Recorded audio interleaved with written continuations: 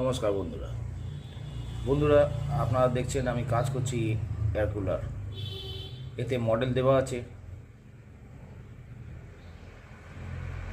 Motor RPM আছে,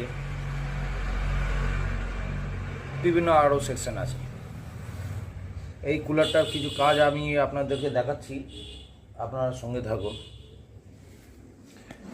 এই কুলারের main জিনিস হচ্ছে ফ্যানের স্পিড কমে গেছে, ক্যাপাসিটার চেঞ্জ করার দরকার আছে, সিলেক্টর খারাপ আছে, সিলেক্টর চেঞ্জ করার দরকার আছে। কেমন করে খুলবেন সেটাও বলে দিচ্ছি। এই যে দিকটা আছে এখানে হালকা কিছু একটা ছুঁচলো জিনিস দিয়ে ঢোকান, আস্তে আস্তে করে উপরে টান দিন, দেখবেন এটা খুলে যাবে। এটাও একই জিনিস আছে, এটাও খুলে যাবে। এই যে পোর্শান দেখছেন, এই পোর্শানটা এখান থেকে আউট করতে চান, এখানে একটা পাতলা কোনো ছুঁচলো জিনিস এখানে আস্তে করে প্রেস করুন, ঢোকান, একটু কাত করুন, দেখুন এখানে দুটো এখানে একটা লক, পিছনে একটা লক, দুটো লকই আস্তে আস্তে খুলে যাবে।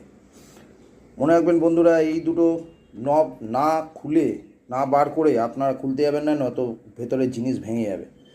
এই পোর্শনটা একইভাবে পুরো খুলে আউট হয়ে যাবে। এর ভেতরে দেখবেন প্যাঁচ স্ক্রু আছে, ওইটাকে খুলবেন, খুলে আপনার এই পোর্শনের কাজটা হয়ে যাবে কমপ্লিট। তারপর আপনি সিলেক্টর কিনতে পাবেন, যেখানে দোকানে দেখাবেন সিলেক্টর দিয়ে দেবে আপনাকে, সেম জিনিস নিয়ে যাবেন, দেখবেন আপনি সিলেক্টর বা ফ্যানের দুটো একই রেগুলেটর বলে, দুটোকে আপনি করতে পারবেন।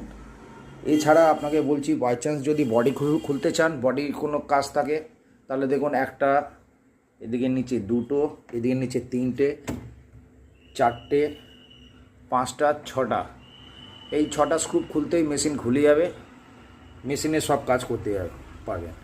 আপনি মনে করছেন আপনি জল ভরেন, কিন্তু জলটা যখন চেঞ্জ করেন দেখেন যে এখানে নোংরা এসে গেছে। কেন এসছে? এই দেখুন, এই ফিল্টারের ভেতর থেকে নোংরা প্রবেশ করে যায়।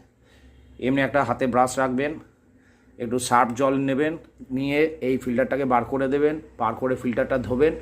আর ফিল্টারে যেটা ইনসাইড আছে, এই যে ইনসাইড আমি তুলছি, দেখুন ইনসাইডের নোংরা, এই ব্রাশ দিয়ে পুরো ফিল্টার বার করে দিয়ে, ব্রাশ দিয়ে ভালো করে সার্ফ জল দিয়ে আপনি ভালো করে ঘষে নামিয়ে দিন। তারপর একটু উপর থেকে জল দেবেন, জল দেওয়ার পরে এই দেখুন এইদিকে নোংরা আছে, এগুলো সব সার্ফ জল দিয়ে ধুয়ে যাবে। এই নোংরাগুলোর জন্য আপনার এখানে হাওয়া পুরো জ্যাম হয়ে যাচ্ছে, এই ফিল্টার ধুচ্ছেন না।